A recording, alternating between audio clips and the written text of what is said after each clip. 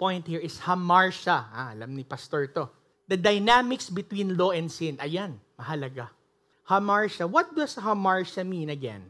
The hamartia is our great problem. It means sin or missing the mark. When you miss the mark in the context of hamartia, what is the mark that God is referring to? What? Yes, His will. His sovereign, holy, perfect will. And what is His will? It's manifested in His Word. And His Word is the law of God. The law of God in our lives. Ganon din ho sa society. When we miss the mark in society, the more intelligent, quote-unquote, amongst us would say, you cannot legislate morality because there is a separation of church and state. Okay, first off, you do not understand that governments are there in order to enforce the will of the sovereign God. Kasi malayo na agad. Mga Christians pa yung maririnig mo magsasabi na to. Should not engage ourselves to those things because that's evil. That's evil because we're not engaging ourselves there. Now, we call it evil because, it's dark because there's no light. Walang lasa, matabang kasi walang asin. So, if you're a light, you need to be a light to the darkness. So, sin is hamartia, which means missing the mark, but also, it also means failure to do the things that are right. James chapter 4, verse 17. Also, a transgression of God's law. Transgression. 1 John 3, verse 4. Also, all unrighteousness. 1 John 5:17. Ano unrighteousness? Ibig sabihin, you're not in right standing with God. Why are you not in right standing? Because you did not comply with His terms. Hindi kasi wala ako kay Jesus Christ. Yes, but Jesus Christ came because we are unrighteous. Kasi wala tayo sa tamang katayuan, relasyon sa Panginoon, katwiran sa Panginoon. And Jesus is the only one who was in the right standing with God because He perfectly fulfilled the law. Now we come into Christ, we are now standing in the authority of Christ, in this righteousness of Christ. So, number 4, sin is also a failure to have good conscience. Okay, Romans 14:23, and also thought of foolishness. And what is the foolishness? Foolishness again is non-application of the will of God. A fool tells to himself, sinabi ng Bible, a fool tells himself, where is God? Gagawin ko yung gusto ko, wala namang Diyos. So you could see, brothers and sisters, that law and sin always goes together. Not because that the law is evil or dirty, but on the contrary, Paul says in Romans chapter 7, verse 7 and 8, what shall we say then? Is the law sinful? Certainly not. Nevertheless, I would not have known what sin was had it not been for the law. For I would not have known what coveting really was if the law had not said, you shall not covet. But sin, seizing the opportunity afforded by the commandment, produced in me every kind of coveting. From apart from the law, sin was dead. Marami sa atin binabasa lang yung huli. Kita mo? Because law is there, then sin was there. Mali. Dahil ang batas na doon, nakita mo na makasalanan ka. So what does it say? The law is good. It's the will of God. It's the perfect will of God. The role of the law is to raise God's standard. The standard of God is the will of God. Yan po ang ating hinahanap. Yan ang ating hinahabol. Yan ang inaasam ni David. Lord, I want to be where you are. I want to be pleasing and perfect in your sight. But David knew that he cannot do it by his own strength. He was looking forward to the promised one, to the promised Messiah. But nonetheless, it is his desire to be with the Lord. Through the law, we can know sin. So the sinful nature is what? Aroused by the law. So the law provides the context and contrast for sin. Because apart from the law, sin is dead. Because basically, sin is the violation of Word of God. Amen. So, if you could see that this picture, that the glass is dirty, but it's not as dirty as it should be. Dahil yung mga sediments po ay nandoon sa ilalim. But here comes the spoon, which stirs it and arouses it. So, the dirt or the sediments begins to be scattered all around. But it doesn't mean that before the spoon came, the dirt was not there. The spoon what? revealed the presence of it. Excited it. Tama po ba? So does contrast make a difference? This is a picture of an MRI, no? MRI photo. So the contrast, it makes a difference because contrast helps distinguish between normal and abnormal conditions in an MRI.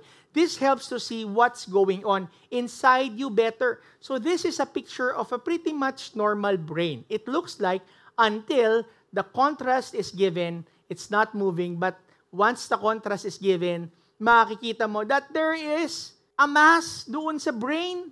The contrast allowed a more accurate diagnosis and enabled the best recommendation for treatment, and the law of God provides contrast against sin. It's not only the violation of the law of God, sin, but God allows us to violate, has allowed that in His providence, that violation could happen so that we will know that we are sinful and we need the Savior, that we need Him, the living Word, the living will of God, the living law of God, come into our hearts and change us. And it would not have been possible without the contrast. For sin, seizing the opportunity, put me to death. So then the law is holy, the commandment is holy, righteous, and good. The law is good, holy, but it is sin who makes us fail.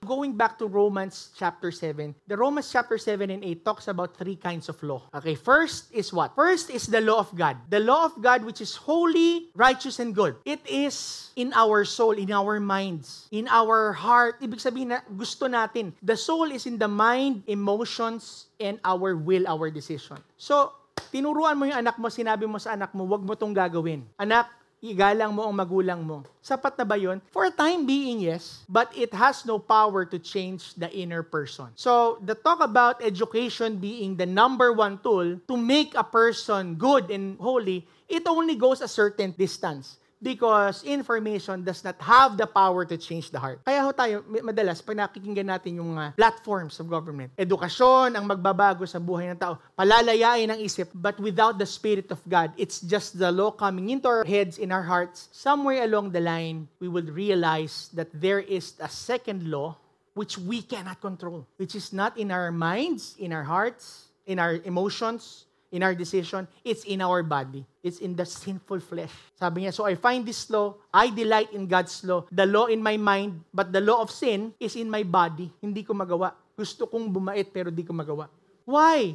Gusto ko is in the soul. Hindi ko magawa because you cannot execute in the body the predicament of self-government, because that person who's saying that is a functional soul and body only until the third law is the law of spirit and life. The third dimension comes. Self-government is restored. The law of spirit who gives life freed us from the law of sin and death. What the law was powerless because it was weakened by the sinful flesh. The Son, in the likeness of sinful flesh, to be a sin offering, condemned sin in the flesh. Number one, what did Jesus do? God did through Christ. He condemned the law of sin in the flesh. Tapos na yung katawan, ha? In Christ Jesus, Christ died, became a sin offering.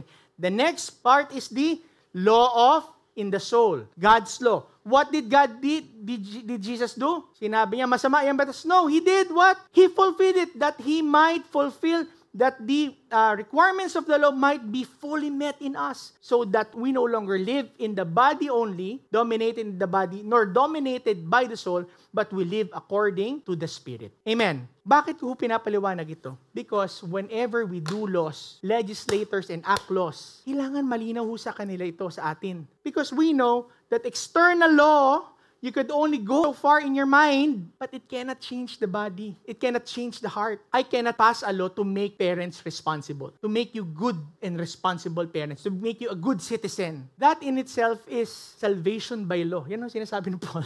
Sinusubukan mong baguhin, i-re-engineer ang society by enacting laws. But you have to understand that without the Spirit of God, which comes through the gospel of Jesus Christ, walang regeneration na mangyari. You could only go so far. Kaya kanina pinapaliwanag natin, jurisdictions. So then, in the soul is the law of God, in body is the law, sin leading to death, and in the spirit is the law of spirit and life. And the body and the spirit is pulling each other apart because the world is pulling and God is calling. And who is now in the middle? The soul is trapped in the middle. Who is the soul? The mind, emotions, and the will needs to make a decision. This is where spiritual warfare happens. Where the spiritual warfare happens, in the spirit, napanalunan na po ng Lord ang spirit world. But it happens in the soul because naguguluhan ka, nag-i-struggle ako, pastor. Bakit ka nag-struggle? Kasi hindi ko alam kung babalikan ko siya. Hindi ko alam kung babalik ako dun sa dati kong buhay. Hindi ko alam kung gagawin ko ulit yung dati kong buhay. And ano yung pagkalito na yon? It's because it's in the mind. If we set our minds in the things of the Spirit, we put to death the dictates of the flesh. Yan po sinabi na salita ng Diyos. So what is now the direction in self-government?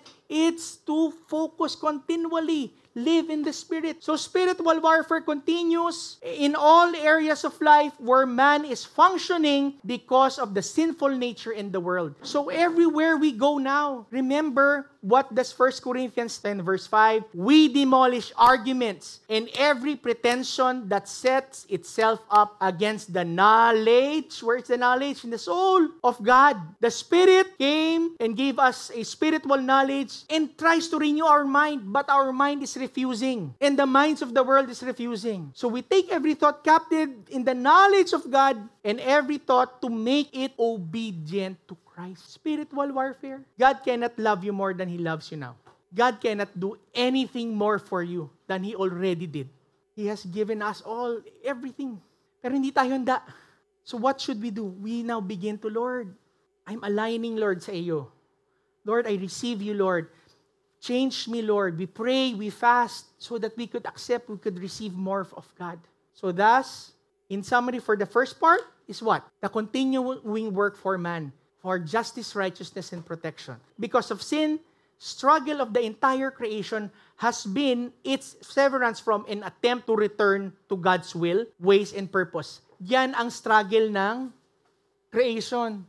Nagpupumiglas. Sabi ng Lord, no, I'm restoring everything back to me. No, the nation is moving away, the families are moving away, but the struggle is being under the care and the love of God, which is under His ways, under His will, under His laws. Amen po ba? Kasi kung hindi po tayo under sa batas ng Diyos, under po tayo ng iba. Tama po ba? So the restoration of everything starts with man's journey to be restored in his relationship and position in God through Christ, the living Word of God.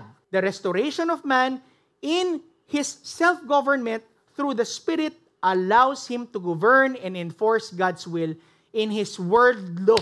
God's grace and love is manifested in Christ, the living Word, at the cross, in His resurrection, and in His promised return for the believers when He shall recreate everything, spirit, soul, and body. Yan ang pangako ng Lord. That's the whole gospel. Namatay siya, hindi siya natapos sa matay, nabuhay sa muli. Oh, praise the Lord, hindi na natapos. Nandun siya ngayon, buhay sa kanang kamay ng Ama, at babalik siya. And He will come back, that's the blessed hope. And He will establish His kingdom. And His laws would be enforced. A new heaven and a new earth would come. There would be no more tears. Wala na pong struggle sa kasalanan kasi ang ating katawan ay glorified body. The flesh has already been obliterated. However, for the meantime, sin still abounds on earth because of sinful man. For the meantime.